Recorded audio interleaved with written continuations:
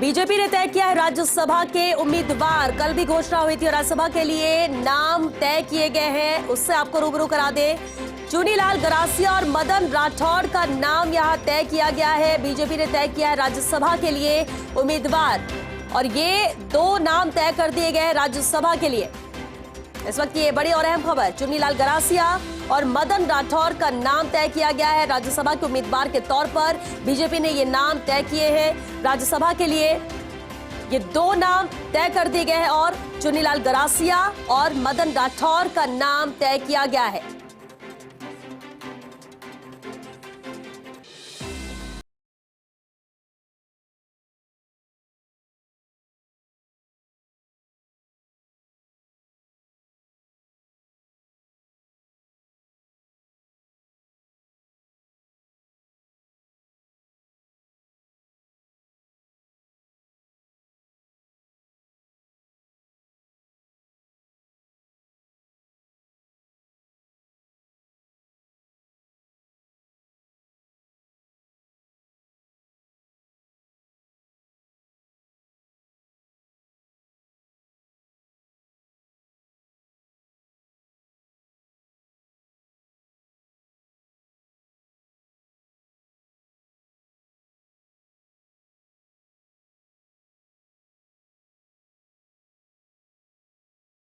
अब दो और नाम यहां पर तय किए बीजेपी ने, चुनीलाल गरासिया और मदन राठौड़ का नाम तय किया है।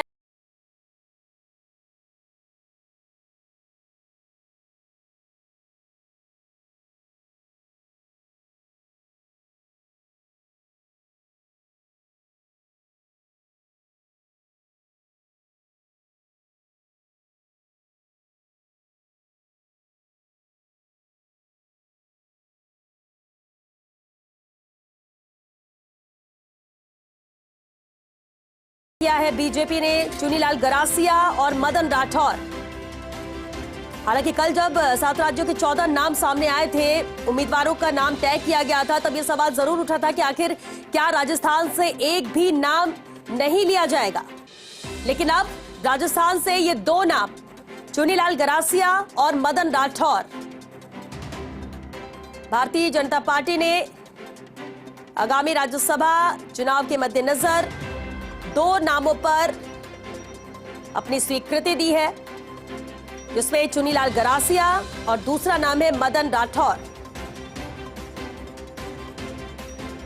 एक सूची कल आई थी जहां 7 राज्यों के 14 उम्मीदवारों का नाम यहां पर तय किया गया था। हालांकि उसमें जरूर कमी खल रही थी कि राजस्थान से कोई नाम क्यों नहीं, लेकिन आज उस कमी को भी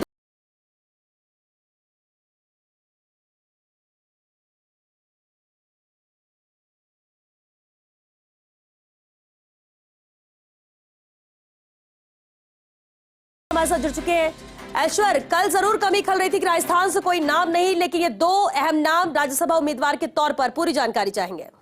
देखिए, चुन्नीलाल गरासिया का नाम आना यानी कि संघ पृष्ठभूमि के और पार्टी निष्ठ व्यक्ति को मौका दिया जाना, और चुन्नीलाल गरासिया का नाम आने का मतलब आदिवासी समाज में एक संदेश देना।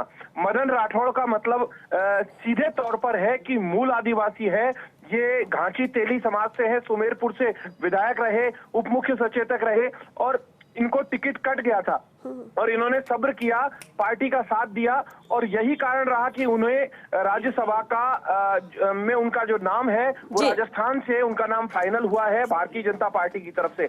और श्वेता, यहाँ पर महत्वपूर्ण बात यह है कि दोनों ही नाम ऐसे हैं जो बिल्कुल एक सामान्य से कार्यकर्ता हैं और बीजेपी प्रदेश मुख्यालय से लेकर अपने क्षेत्र में सामान्य तौर पर सामान्य लोगों की भांति लोगों से मिलते हैं।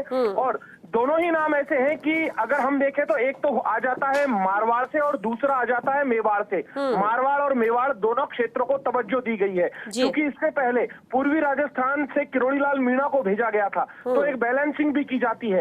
हालांकि मारवाड़ बहुत बड़ा क्षेत्र है, राजेंद्र गहलोत है वो भी मारवाड़ से, तो मारवाड़ से मदन राठौड़ का नाम आना यानी कि सीधे तौर पर एक मैसेज ऐसे ओबीसी समाज को दिया गया है जिसका बहुत कम प्रतिनिधित्व है। हालांकि लोग कहते हैं कि प्रधानमंत्री नरेंद्र मोदी भी इसी जाति से ताल्लुक रखते हैं, लेकिन प्रधानमंत्री मोदी कि जाति को किसी जाति के प्रधानमंत्री मोदी को किसी जाति के साथ जोड़ना बिल्कुल सही नहीं माना जा सकता, क्योंकि देश के प्रधानमंत्री है, लेकिन सामान्य तौर पर लोग इस चीज को बोलते हैं। लेकिन यहाँ पर मूल जो ओबीसी समाज है, क्योंकि ये समाज भी पूरे देश में बड़ी संख्या में है, इस समाज में भी जो घांची समाज है, साहू समाज है, तेली समाज है, ये समाज बड़ी संख्या में, लेकिन ये मूल जो धारा है उस धारा में नहीं आ पा रहा था। हालांकि कांग्रेस और बीजेपी दोनों में ही चुनिंदा नेता रहे हैं इस समाज से। और गरासिया समाज है, मूल भील समाज, भील आदिवासी समाज जो मेवाड़ क्षेत्र का है, उस क्षेत्र से है। और चुन्नीलाल गरासिया को सीपी जोशी ने अपनी टीम में भी शामिल किया था। चुन्नीलाल गरासिया को जो जिम्मेदारी दी गई थी, वो जब यात्रा निकली थी, चुनावी यात्रा भारतीय जनता पार्टी की, तो उस चुनावी यात्रा में उनको बाकायदा एक पूरी यात्रा की कमान दी गई थी। और चुन्नीलाल गरासिया बहुत सामान्य से हैं, गुलाब चंद कटारिया के विश्वस्त माने जाते हैं और अच्छे लीडर्स में से एक है। वसुंधरा राजे ने भी उनको तवज्जो दी थी। और क्योंकि चुन्नीलाल गरासिया, हालांकि अब उनकी उम्र भी हो गई है, और लेकिन इस उम्र में अब अच्छे खासे राज्यसभा में जाकर अपनी बात रख सकेंगे, समाज की बात रख सकेंगे। बिल्कुल ऐश्वर्य, क्या संभावना थी कि ऐसे ही कोई नाम सामने आएंगे, या फिर इसे माने कि चौंकाने वाला नाम है?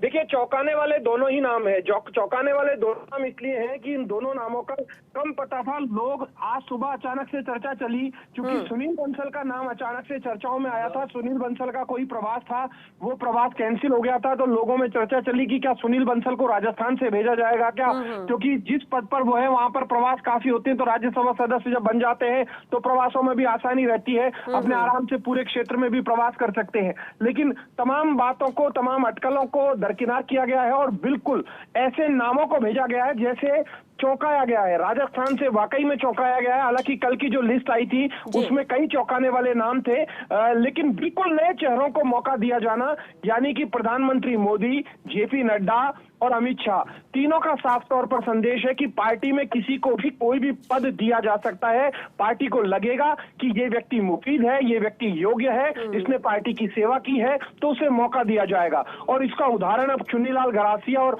मदन लाल राठौड़ है। मदन लाल राठौड़ बहुत अच्छे वक्ता भी है। श्वेता, आपने बिग फाइट में कई बार उनके साथ चर्चा भी की है, और फर्स्ट इंडिया न्यूज के पास में ही वो कई बार उनका घर भी है, वहां पर पास में आते भी हैं, तो हम उन्हें अच्छे तरीके से जानते हैं और बड़े जमीनी नेता हैं बहुत। और ऐसे ही बिल्कुल चुन्नीलाल गरासिया है। चुन्नीलाल गरासिया को जब आप मिलो, कोई सामान्य कार्यकर्ता जब मिलेगा तो वो पहचान भी नहीं पाएगा कि ये चुन्नीलाल गरासिया, नाम सबने सुन रखा है। अभी मेरे पास जस्ट अभी 1-2 मिनट पहले, फोनों से पहले फोन भी आया कि चुन्नीलाल गरासिया जी का नाम सुना था, चेहरा उनका याद नहीं है, क्योंकि सामान्य कार्यकर्ता में सामान्य की तरह ही वो रहते हैं।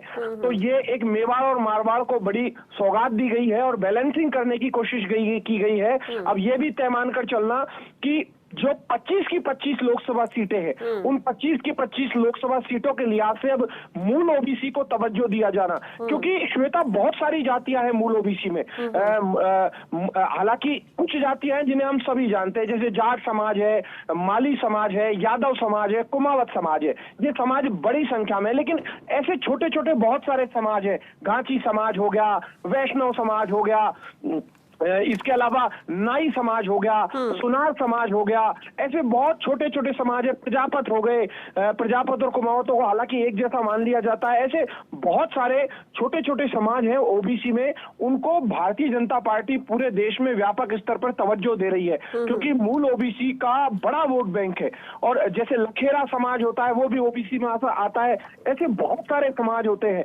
और श्वेता, मैं यहाँ पर महत्वपूर्ण जानकारी ये भी दूंगा कि ये जो फैसला किया गया है, इन नामों को लेकर सीधे तौर पर सिर्फ और सिर्फ सीपी जोशी को और अरुण सिंह को और भजनलाल शर्मा को, 3 लोगों को कई नामों का पता था जिन नामों पर चर्चा की गई। उनमें 10 से 12 नामों पर चर्चा की गई थी, और 10 से 12 नामों पर चर्चा करने के बाद ये दोनों नाम मुफीद समझे। कुछ दिन पहले एक चर्चा भी चली थी कि मदन राठौड़ को क्या राज्यसभा भेजा जा सकता है, तो कुछ लोगों ने इनकार किया कि नहीं, इस समाज के वोट कम है। लेकिन अगर व्यापक स्तर पर देखें, सारे छोटे छोटे ओबीसी समाज के छोटी छोटी जातियां हैं, उनको जोड़ें तो बहुत बड़ा वोट बैंक बनता है। तो एक अच्छा संदेश है। उम्मीद की जा सकती है कि आगामी दिनों में दूसरे ऐसे कई समाजों को भी इस तरीके से राजनीति में आगे लाने का प्रयास भारतीय जनता पार्टी की तरफ से किया जाएगा।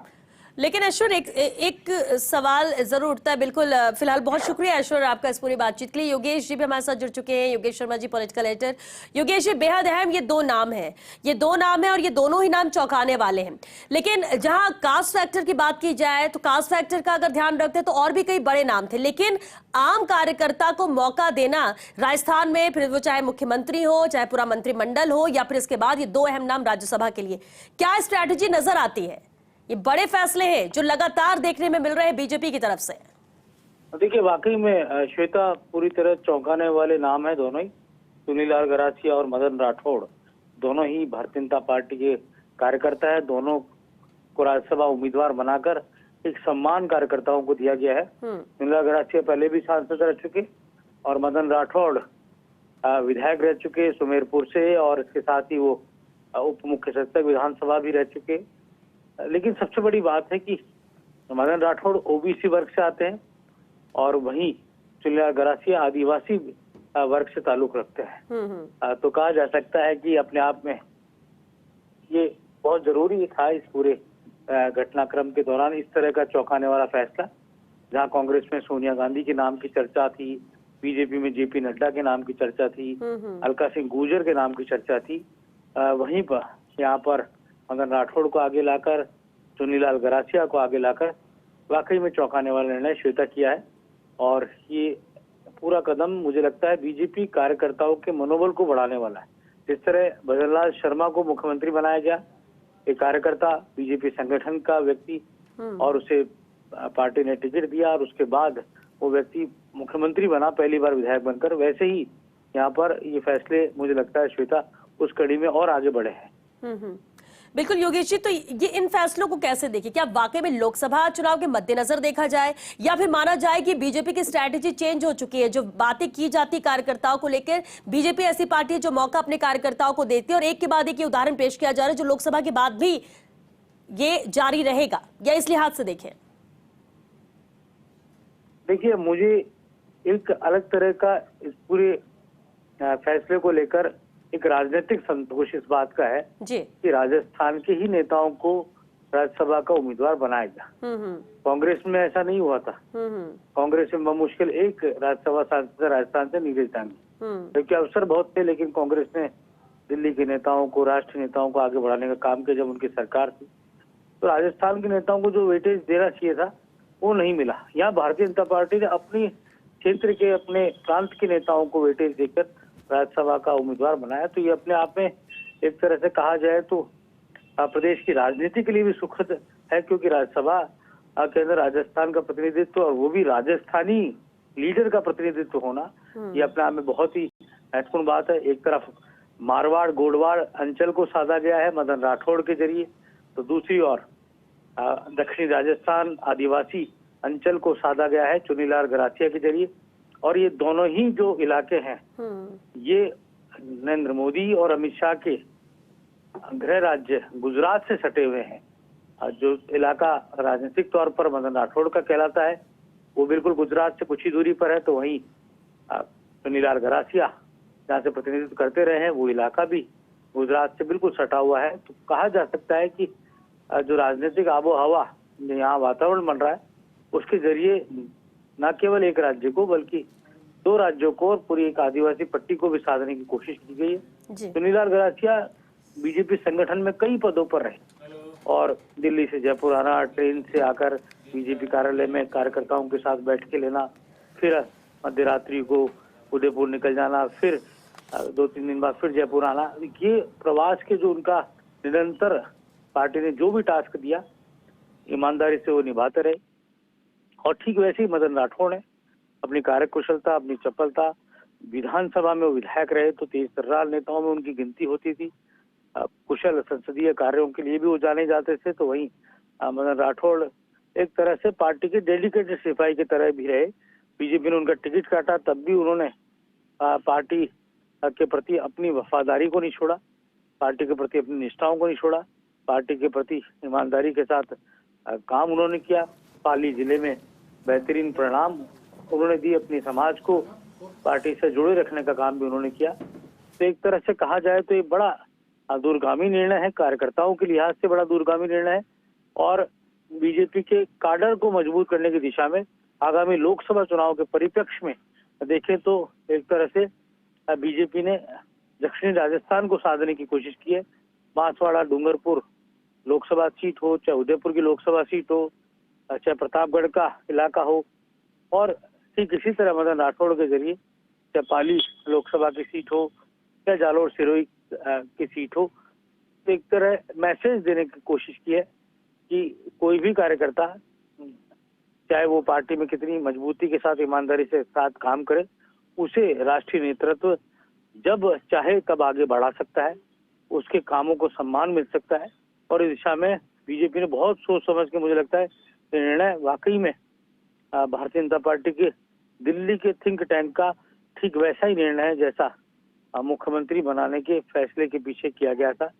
और यहाँ बड़े बड़े नेताओं के नाम चल रहे थे, वहीं ये दो नाम वाकई में चौंकाने वाले। जी योगेश जी बिल्कुल, और योगेश जी बिल्कुल बेहद अहम बात आपने कही। और इसे इस तरह से भी देखा जाए क्या कि कास्ट फैक्टर को भी ध्यान में रखा जा रहा है, इस लिहाज से भी हर फैसले को लिया जाता है, साधने की कोशिश की जाती है। ये दो अहम नाम का सामने आना, या फिर हम अगर कल की सूची की बात कर ले, जो नाम सामने आए थे चौंकाने वाले थे, किसी को उम्मीद नहीं थी कि इनको भी राज्यसभा भेजा जा सकता है। अगर बीजेपी इस तरह के फैसले ले रही है तो क्या वाकई में इसका असर लोकसभा चुनाव के मद्देनजर क्या रहने वाला है? कितना इंपैक्ट होगा? कार्यकर्ताओं में तो जोश भरेगा, लेकिन इसके साथ ही साथ क्या असर होगा?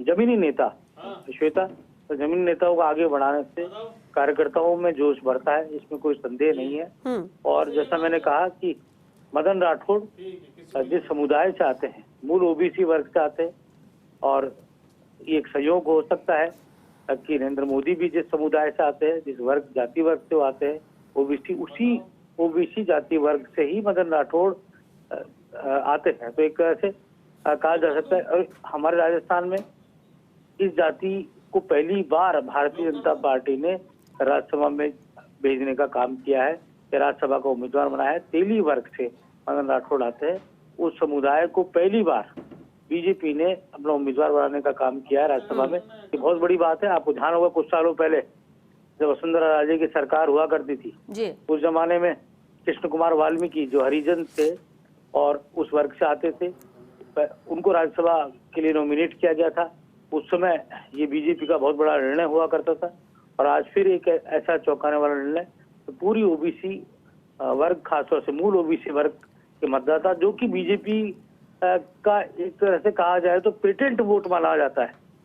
मूल ओबीसी जिनमें हम मदन राठौड़ की जाति की बात करें, चाहे माली कुम्हार वर्ग की बात करें, चाहे रावत वर्ग की बात करें, चाहे तमाम वो मूल ओबीसी का वोटर जो बीजेपी को एक बीजेपी के प्रमुख वोट बैंक के तौर पर माना जाता रहा है, उसको आगे बढ़ाने का काम यहाँ पर भारतीय जनता पार्टी ने किया है। और वहीं चुन्नीलाल गरासिया के जरिए लोकसभा सीटों को साधने की जो आपने बात कही अभी श्वेता, वो उदयपुर का पूरा जो इलाका है, दक्षिण राजस्थान की जो महत्वपूर्ण 3 सीटें हम मान लें, जो पूरी तरह यहाँ पर कोशिश रहेगी। यहाँ बड़ी संख्या में आदिवासी मतदाता निवास करता है, और ट्राइबल पार्टी से न केवल कांग्रेस को खतरा है बल्कि भारतीय जनता पार्टी को भी समान रूप से खतरा उस इलाके में है। और दूसरी ओर अभी कांग्रेस के साथ बीटीपी या ट्राइबल पार्टी बीएपी का गठबंधन नहीं हो पा रहा, कटाई में पड़ रहा है। तो ऐसे में बीजेपी की कोशिश, मुझे लगता है, चुन्नीलाल गरासिया के जरिए ये रहेगी कि उदयपुर की सीट को जीता जाए, बांसवाड़ा डूंगरपुर की सीट को जीता जाए, और प्रतापगढ़ तक और राजसमंद की सीट तक एक मैसेज पहुंचाने का काम किया जाए कि भील और आदिवासी वर्ग के बीच में भारतीय जनता पार्टी किस तरह का मैसेज देती है। राज्यसभा में भेजकर बीजेपी ने एक बड़ा निर्णय लिया है, और मुझे लगता है कि एक दबाव नैसर्गिक तौर पर अब कांग्रेस के लिए शायद बन सकता है कि राजस्थान के ही नेता को आगे बढ़ाया जाए, या राजस्थान के ही नेता को राज्यसभा के उम्मीदवार बनाने को लेकर अब एक बड़ा दबाव कांग्रेस के कैंप में नजर आ सकता है। क्योंकि जिस तरह बीजेपी ने 2 सीटों पर राजस्थानियों को भेजने का एक बड़ा काम किया है। चलिए बिल्कुल योगेश जी, आप बने रहिए हमारे साथ, इस पर चर्चा हम आगे भी जारी रखेंगे। दिल्ली न्यूज एडिटर अदिति नागर भी हमारे साथ जुड़ चुकी हैं। अदिति, बेहद अहम फैसला है ये, दो अहम नाम जो सामने आए, चौंकाने वाले नाम माने जा रहे हैं, लेकिन एक मैसेज देने की कोशिश जरूर कि जब बात राजस्थान की हो तो राजस्थान में भी कार्यकर्ता और वो भी मजबूत कार्यकर्ताओं की कमी नहीं है, बस उन्हें पहचानने की जरूरत है, तराशने की जरूरत है। बिल्कुल, आपको बता दें कि पहले ये माना जा रहा था कि एक सीट लोकल दी जाएगी और दूसरी सीट जो है वो बाहर से किसी राष्ट्रीय नेता को दी जाएगी, लेकिन अब दोनों ही लोकल नेता को देने का मतलब सीधा सीधा है कि किस तरीके से राजस्थान कितना ज्यादा महत्वपूर्ण है, कितना ज्यादा जाति समीकरण, और ये राजस्थान नहीं, जो आसपास के इलाके हैं, मध्य प्रदेश ले ली, जो हरियाणा ले ली, इम्पैक्ट वहां पर होता है। लेकिन यहाँ पर देखिए, बीजेपी ने राज्यसभा चुनाव के लिए राजस्थान से चुन्नीलाल गरासिया और मदन राठौड़ को उम्मीदवार घोषित किया है। और देखिए, सबसे महत्वपूर्ण बात यह है कि राज्यसभा की तीनों सीटों के लिए 27 फरवरी को मतदान होना है, और जिसमें से 2 सीटें भारतीय जनता पार्टी की चुनी जानी है। भारतीय जनता पार्टी ने राज्यसभा में जो चुनाव है उसको लेकर चुन्नीलाल गरासिया, मदन लाल को उम्मीदवार घोषित किया और ये सूची भी जारी कर दी गई है। अब आपको ये बताएं कि कितनी महत्वपूर्ण ये बात है कि दोनों ही जो लोकल लीडर्स को यहाँ से चुनाव में उतारा जा रहा है। जातीय समीकरण को देखा गया जी, माना जा रहा था कि जेपी नड्डा और अलका गुर्जर को यहाँ से उतारा जाएगा, लेकिन फिर मदन राठौड़, अब आप देखिए, क्योंकि कहीं ना कहीं आपको याद होगा कि मुख्यमंत्री हमेशा से राजपूत माना जाता है कि राजपूत रहेंगे, लेकिन इस बार उप मुख्यमंत्री बनाए गए, तो कहीं ना कहीं एक नाराजगी सी थी और उसको बैलेंस यहाँ पर किया जाने की बात देखिए कहीं ना कहीं सामने नजर आ रही है। फिर मदन लाल गरासिया, देखिए ये पूरा जो जातीय समीकरण को फिक्स करने के लिए, SC ST OBC इन सबको फिक्स करने के लिए भी लगातार राजनीति भारतीय जनता पार्टी की मुखर है, प्रखर है। ऐसे में मदन लाल गरासिया को भी उतारना, ये दोनों ही अपने आप में महत्वपूर्ण नाम है, लोकल नाम है, और इसका इम्पैक्ट 25 सीटों पर 2024 में आपको बेहतर तरीके से देखने को मिल सकता है। अदिति, वैसे भी 25 की 25 सीटें 2 बार से लगातार बीजेपी के खाते में, ये फिर चाहे राजस्थान में सरकार कांग्रेस की हो या बीजेपी की हो, इस बार जब इस तरह के फैसले लिए जा रहे हैं, राजस्थान में सरकार भी बीजेपी की है, तो क्या ये दबाव रहेगा कांग्रेस के लिए, फिर कैंडिडेट सिलेक्शन की बात हो या फिर अभी राज्यसभा की ही? देखिए, राज्यसभा के लिए तो बिल्कुल माना जा रहा है कि सोनिया गांधी को उतारा जाए। अब यहाँ पर रणनीति कितनी बदलती है कि क्या किसी लोकल लीडर को आगे किया जाता है, क्योंकि अभी तक ये माना जा रहा है कि सोनिया गांधी को एक सेफ सीट देनी है क्योंकि वो लोकसभा चुनाव नहीं लड़ेगी। सबसे महत्वपूर्ण बात यह है, प्रत्याशी हमेशा चुनाव में, चुनाव की हर चीज महत्वपूर्ण के साथ साथ प्रत्याशी महत्वपूर्ण है कि आप चुनाव प्रचार कैसा कर रहे हैं, तो साथ साथ में प्रत्याशी लोकल जो आप जिसको चुनाव में उतारते हैं। अभी जिस तरह की स्क्रीनिंग कमेटी हुई है, एक भी उम्मीदवार जिताऊ नहीं है। परिवारवाद बेहद ज्यादा हावी है। परिवारवाद यानी जो विधायक हैं वो अपनी पत्नी, अपनी भतीजी, अपने भाई को आगे बढ़ाना चाहते हैं, या कोई सीनियर लीडर्स हैं वो अपने परिवार से आगे बढ़ाना चाहते हैं। कोई भी जिताऊ उम्मीदवारी नजर नहीं आ रही और ना ही कोई बेहतर तरीके से सर्वे हो रहा है। तो ऐसे में 25 सीटों पर आप कांग्रेस कैसे टारगेट कर रही है? प्रेशर बिल्डिंग बीजेपी की तरफ से लगातार हो रही है। अभी भी राज्यसभा में दोनों लोकल लीडर उतार दिए गए हैं, जहां पर कांग्रेस के पास एक सीट है, उसमें भी सोनिया गांधी का नाम आ रहा है। तो अगर सोनिया गांधी बाहर से आती है तो जो लोकल कार्यकर्ता है उसका मन एक बार और टूट जाएगा। तो तमाम तरीके की चौतरफा प्रेशर के साथ 2024 में 25 सीटों पर राजस्थान में कांग्रेस किस तरीके से मुकाबला करेगी? हाल ही में जो स्क्रीनिंग की बैठक हुई उसमें डॉकेट कोई तैयारी के बिना नेता पहुंच गए और फिर वो प्रत्याशी या तो वो हारे हुए हैं या उनका पैनल में विधानसभा में नाम था, उनको उतारा जा रहा है। सीनियर नेता चुनाव नहीं लड़ना चाहते। तो इन तमाम परिस्थितियों के सामने तो यही नजर आ रहा है कि भारतीय जनता पार्टी अभी लड़ाई की एज में काफी आगे है। चलिए, बहुत शुक्रिया आदित्य आपका इस पूरी बातचीत के लिए, जानकारी के लिए। तो देखिए, बेहद अहम है जो ये फैसला लिया गया है। 2 नाम सामने आ चुके हैं यहाँ पर, और चुन्नीलाल गरासिया और मदन राठौड़ आम कार्यकर्ता के रूप में जाने जाते हैं। कोई बहुत बड़ा पद नहीं, लेकिन हाँ, ईमानदार कार्यकर्ता, और ये मैसेज देने की कहीं ना कहीं कोशिश कि राजस्थान के कार्यकर्ताओं में जोश भी रहे और उन्हें मौका देने के लिए पार्टी हमेशा तैयार बैठी है। तो ये ना सोचे कि आप मामूली कार्यकर्ता हैं और आपको कभी किसी पद या किसी बड़े पोस्ट पे नहीं भेजा जाएगा। और चलिए, इस पर बातचीत के लिए, चर्चा के लिए हमारे साथ खास मेहमान जुड़ चुके हैं। कांग्रेस प्रवक्ता आरसी चौधरी जी हमारे साथ हैं और साथ ही हमारे साथ शैलेंद्र जी भी हैं। बहुत स्वागत है आप दोनों का। अहम फैसला शैलेंद्र जी, ये सवाल यही उठता है कि क्या मैसेज देने की बीजेपी की ये कोशिश रहेगी उन कार्यकर्ताओं के लिए जो कई बार हताश हो जाते हैं, लेकिन इस तरह के फैसलों के साथ तो उत्साहित होते हैं? श्वेता जी देखिए, भारतीय जनता पार्टी कार्यकर्ताओं की पार्टी है, कैडर बेस्ड पार्टी है। यहाँ कोई कार्यकर्ता हताश नहीं होता। आपने देखा होगा किस तरह से कार्यकर्ताओं का मान सम्मान किया जाता है और सर्व समावेशी पार्टी है, सर्वस्पर्शी पार्टी है, सबको साथ लेके चलने वाली पार्टी है। किस तरह से आपने देखा पिछड़ों, आदिवासी और दलितों को रिप्रेजेंटेशंस दिए जाते हैं, किस तरह से ये पार्टी जो है उनका सम्मान करती है। जो कांग्रेस पार्टी जिन्होंने 60 साल शासन किया, ना दलित वर्ग को मान सम्मान दे पाई, ना आदिवासी वर्ग को मान सम्मान दे पाई, ना पिछड़ा वर्ग को मान सम्मान दे पाई। तो भारतीय जनता पार्टी का मोटो है, जो माननीय प्रधानमंत्री नरेंद्र मोदी जी का कहना है कि सबका साथ, सबका विकास, सबका विश्वास, सबका प्रयास, सबको साथ लेके चलना और सबका समावेशी विकास करना। सबसे बड़ी बात जो है कि हमारे जो विकास की जो हमारा एजेंडा है वो पूरे हर वर्ग को जाता है, बिना पक्षपात जाता है। किसी भी तरह की योजनाएं हैं, आपने देखा होगा वो नीचे तक जाती है। जो अंत में खड़ा हुआ व्यक्ति है, जो हमारे पंडित दीनदयाल उपाध्याय जी की सोच थी अंत्योदय वाली, कि अंत में बैठा हुआ व्यक्ति को लाभ मिल रहा है, वही लाभ माननीय प्रधानमंत्री नरेंद्र मोदी जी देश की सेवा करते हैं। उसको मकान दे रहे हैं, बिजली दे रहे हैं, पानी दे रहे हैं, सड़कें दे रहे हैं, रेल दे रहे हैं। आरसी जी, बिल्कुल बिल्कुल शैलेंद्र जी, यही वो दर्शाते। लेकिन आरसी जी, बीजेपी के इस फैसले को किस तरह देखी? क्योंकि कांग्रेस तो सोनिया गांधी को ही राजस्थान से राज्यसभा भेजने की तैयारी में लगी हुई थी। इस फैसले के बाद क्या कांग्रेस पर किस तरह का दबाव है, या कांग्रेस कैसे देख रही है? श्वेता जी, ये भारतीय जनता पार्टी का अपना एक अंदरूनी मामला है। वो किसको भेजती, किसको नहीं भेजे। हम जो 2 प्रत्याशी भारतीय जनता पार्टी ने घोषित किए हैं, हम उनको शुभकामनाएं देते हैं। क्योंकि जब राजस्थान की नुमाइंदगी करेंगे तो हम उम्मीद करते हैं कि जो 25 सांसद जनता ने चुन के भेजे, वो देश की संसद के अंदर राजस्थान के मुद्दों को मुखर नहीं कर पाए। लेकिन हम ये उम्मीद करते हैं कि ये जब जाएंगे तो राजस्थान के हित में, राजस्थान के जो लोगों को जानते हैं, तमाम जो चीजें हैं उनको मुखर करने का एक प्रयास करेंगे। ये देश का उच्च सदन है, स्थायी सदन है, जिसके अंदर प्रतिभावान लोगों को भेजा जाता है। लेकिन ये भारतीय जनता पार्टी का अपना एक अंदरूनी मामला। लेकिन सांसद जो चुने जाएंगे, निश्चित रूप से अप्रत्यक्ष चुनाव है और विधायकों की संख्या के आधार पर संख्या बल तय होता है। इसलिए हम शुभकामना देते हैं। कांग्रेस पार्टी पे कोई दबाव नहीं है, क्योंकि कांग्रेस पार्टी एक कार्यकर्ताओं के साथ में, अपने विधायकों के साथ में राजकुमारी करने के बाद में, पार्टी के जो प्रदेशाध्यक्ष हैं, नेता प्रतिपक्ष हैं, तमाम विधायकों से राजकुमारी करने के बाद में पार्टी की जो शीर्ष नेतृत्व को अवगत कराया। सोनिया गांधी जी का आपने जिक्र किया। सोनिया गांधी जी के नेतृत्व में यूपी का गठन हुआ, लगातार 2 टर्म में सरकार बनी। उन्होंने जिस प्रकार से कांग्रेस के कार्यकर्ताओं को स्ट्रेंथन किया, देश को एक ऐसी पॉलिसीज उनके यूपीए के चेयरमैन होते हुए जो मिली, जो पूरी दुनिया के अंदर नजीर हैं, चाहे मनरेगा हो, चाहे सूचना का अधिकार हो, चाहे शिक्षा का अधिकार हो, तमाम जो चीजें दी, आधार का हो।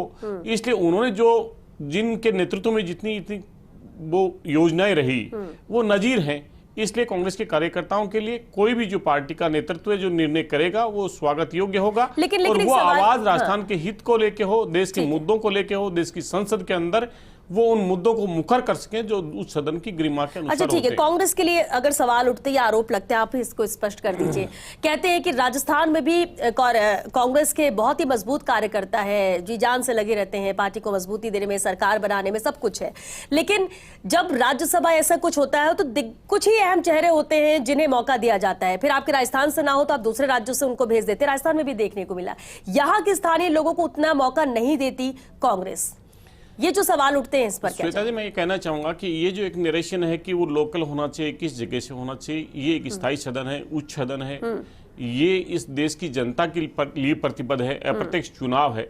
इसलिए मुझे ये लगता है कि इनको एक क्षेत्र के अंदर मानना न्यायोचित नहीं होगा। दूसरा, जो यूथ कांग्रेस के प्रदेश अध्यक्ष रहे नीरज डांगी जी, वो राजस्थान से ही हैं। लगातार वो मुद्दों को मुखर करते हैं, देश की संसद के अंदर उन चीजों की आवाज उठाते हैं, गरीब, वंचित, दलित, पिछड़ों की जो आवाज को वो मुखर करते हैं, और वो एक दलित वर्ग से आते हैं। इसलिए ऐसा नहीं है कि नहीं दिया जाता। निश्चित रूप से जो संगठन के अंदर जो हमारे दूसरे नेताओं को हमने अवसर दिया, मुकुल वासनिक जी लगातार पार्टी के प्रभारी के तौर पर राजस्थान के अंदर काम किया। राजस्थान की तमाम तहसील, ब्लॉक, मंडल, उन कार्यकर्ताओं से उनका जो जुड़ाव है, तो निश्चित रूप से ये चीजें हैं। और प्रतिभावान लोगों को उच्च सदन के अंदर भेजना होता है, और जहां पे कांग्रेस विधायकों की संख्या होती है उसी जगह से भेज सकते हैं।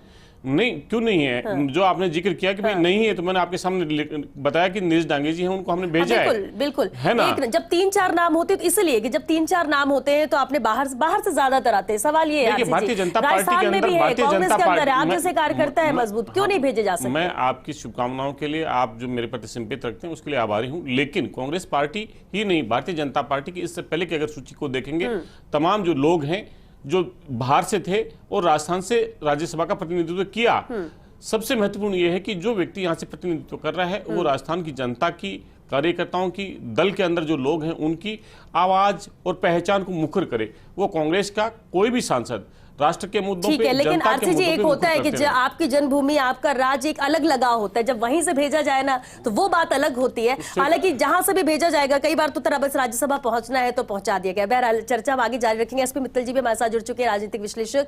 स्वागत है एसपी मित्तल जी आपका।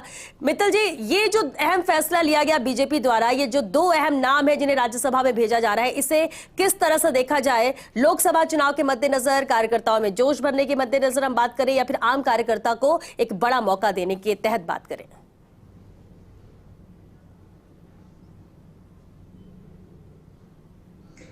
नहीं, इसमें कोई दो राय नहीं है कि श्वेता, अब जिस तरीके से मदन राठौर और चुन्नीलाल जी गरासिया को राज्यसभा का सदस्य उम्मीदवार बनाया गया है, मुझे लगता है इससे आम कार्यकर्ता में एक ऊर्जा होगी और उनको लगेगा कि क्या नाम से कभी भी हमारा मौका हो सकता है। अभी कल आपने देखा कि एक जयपुर में एक बड़ा कार्यक्रम हुआ था और उसमें एक पोस्टर लगा हुआ था, और वो पोस्टर ये था कि जयपुर में जब राजनाथ सिंह आए तो भजनलाल शर्मा जो अभी मुख्यमंत्री हुए, कार्यकर्ता के रूप में वहां काम करते हुए देखे गए। तो क्या नाम से जो संघ के जो प्रचारक हैं निम्बाराम जी, उन्होंने कहा कि यही बात है कि अब भाजपा के अंदर किसी भी कार्यकर्ता को कोई भी जिम्मेदारी दी जा सकती है। ये दोनों नाम हम देख रहे हैं चौंकाने वाले हैं। अभी तक जिन लोगों के नाम सामने आए थे उनमें से किसी को नहीं बनाया गया और इन दोनों लोगों को बनाया गया। मुझे लगता है कि ये क्या नाम से कार्यकर्ताओं में ऊर्जा उत्पन्न करेगा, और खासतौर से लोकसभा का चुनाव सामने है तब क्या नाम से होगा। मुझे ऐसा लगता है कि ये मेवाड़ और क्या नाम से मारवाड़ को एक साधने का वो भी है, और इसके अंदर एक जैसे आदिवासी है और दूसरे क्या नाम से ओबीसी वर्ग से हैं। तो जो भारतीय जनता पार्टी एक नया प्रयोग कर रही है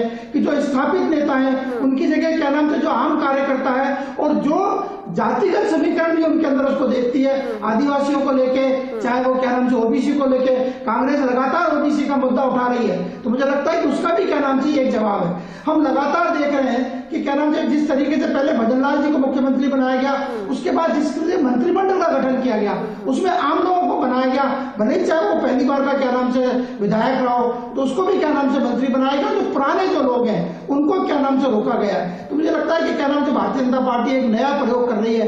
और जहां तक कांग्रेस का सवाल है, आरसी चौधरी साहब ने यह कहा बिल्कुल सही है कि भारतीय जनता पार्टी का आंतरिक मामला, इसी प्रकार मेरा भी ये कहना है कि ये कांग्रेस का आंतरिक मामला है। लेकिन हम लगातार देख रहे हैं, जब आपको ध्यान हो सोता, जब अशोक गहलोत साहब मुख्यमंत्री थे तो राज्यसभा के जो क्या नाम से 3 चुनाव हुए, 3 उम्मीदवारों के जो चुनाव हुए, तो उसमें खुद अशोक गहलोत साहब ने यह कहा कि मैं तो चाहता था कि राजस्थान के कार्यकर्ताओं को क्या नाम से मौका दिया है, लेकिन हाईकमान ने हमें यह निर्देश दिया है, इसलिए अब इनको जिताने की मेरी जिम्मेदारी है। उसमें केसी वेणुगोपाल थे, उसमें प्रमोद तिवारी थे और क्या नाम से उसमें और लोग भी थे। तो सारे के सारे जो राष्ट्रीय स्तर के जो लोग भेजे गए, जिनका राजस्थान से कोई ताल्लुक नहीं था, प्रमोद तिवारी का उत्तर प्रदेश से ताल्लुक था, लेकिन मित्तल जी, भले ये कहा जाता है कि पार्टी का अंदरूनी मामला है, फिर चाहे कांग्रेस का हो या बीजेपी का हो, लेकिन पार्टी के इन फैसलों का दूसरी पार्टी में भी तो कुछ ना कुछ असर होता होगा।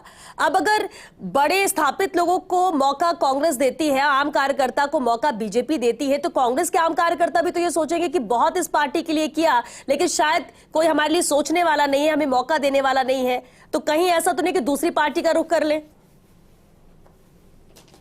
जहां पर कार्यकर्ताओं को उतनी इज्जत दी जाए। आप बिल्कुल ठीक कह रही हैं। देखिए कि कांग्रेस की कुल मिला के स्थिति देखिए, मैं राजस्थान के संदर्भ में नहीं कह रहा, और भी स्टेटों में देखें, हम चाहे महाराष्ट्र में देखें, हम क्या नाम से बिहार में देखें, और जगह भी देखें, तो कांग्रेस आप देखो लगातार कांग्रेस का नुकसान होता जा रहा है। और महाराष्ट्र में तो अभी क्या नाम से जो पूर्व मुख्यमंत्री अशोक चौहान वही कांग्रेस छोड़ के चले गए। तो स्वाभाविक है कि जब आप कार्यकर्ताओं का जब मान सम्मान नहीं होगा तो फिर क्या नाम से कार्यकर्ताओं को ये लगता है कि हम दूसरी पार्टी में जाएं, वहां हमारे भविष्य की तलाश करें। इसीलिए देख रहे हैं कि लगातार कांग्रेस को नुकसान हो रहा है। अब ये खबरें आ रही है कि क्या नाम से सोनिया गांधी को राजस्थान से भेजा जाएगा। सोनिया गांधी लोकसभा का चुनाव रायबरेली से नहीं लड़ना चाहती हैं। तो आप देखिए, जब टीम का जब लीडर ही लोकसभा चुनाव नहीं लड़ना चाहता, बिल्कुल मित्तल, जब देखना होगा कांग्रेस इसे लेकर क्या स्टैंड लेती, क्या फैसला लेती, क्योंकि वक्त भी खत्म हो रहा है। एक कमेंट जरूर चाहेंगे आरसी जी। देखिए, मैं कहना चाहूंगा कि उन्होंने कहा कि कार्यकर्ता का लगातार सोनिया गांधी जी का जो स्वास्थ्य है उसको चुनौती है, लेकिन सदन के अंदर जिस प्रकार से वो मुद्दों को मुखर करते हैं, आवाज को मुखर करते हैं, राष्ट्रीय मुद्दों को मुखर करते हैं, तो निश्चित रूप से उनका प्रतिनिधित्व कांग्रेस पार्टी का हर कार्यकर्ता चाहता है कि उनका नेतृत्व सदन के अंदर रहे, मौजूदगी रहे। उन्होंने जिक्र किया कि यहाँ पे भारतीय जनता पार्टी कार्यकर्ताओं को मौका देता है, ऐसा लगातार नहीं होता रहा, क्योंकि चाहे विजय गोयल जी हो, चाहे नजमा हेपतुल्ला हो, राम जेठमलानी जी हो, अल्फोंस जो अभी हैं, तो लगातार भारतीय जनता पार्टी ने अपने राष्ट्रीय नेताओं को यहां से राज्यसभा के अंदर भेजा है।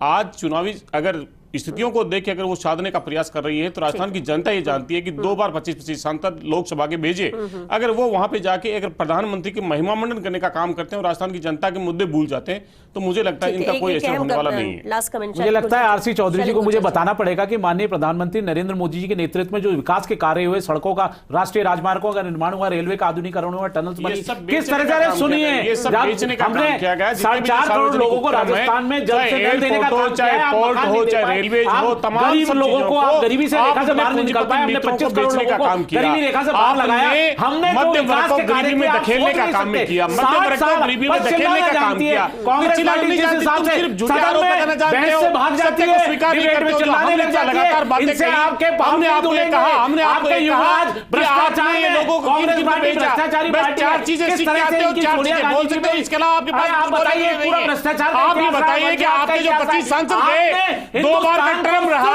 क्या राजस्थान के मुद्दों को उठाया, आपने कोई विकास क्या राजस्थान की आवाज को गारंटी दी जाती है, चुन के भेजा गया प्रधानमंत्री नरेंद्र मोदी की द्वारा दी जाती है, जो भी हम कहते हैं वो करके दिखाते हैं। आप ये सब सब में राजस्थान की आवाज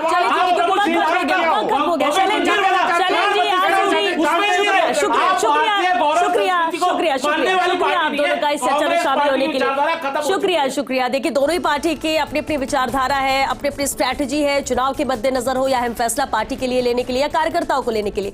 लेकिन ये जरूर है कि राज्यसभा की जो 2 अहम सीटें हैं उसके लिए जो आम कार्यकर्ता को मौका बीजेपी ने दिया है, तो इससे के इतर कांग्रेस पर क्या कोई प्रेशर बनता है या फिर कांग्रेस किसे सामने लेकर आती है, ये भी बेहद अहम रहेगा। चलिए इसी के साथ हमें दीजिए इजाजत। नमस्कार।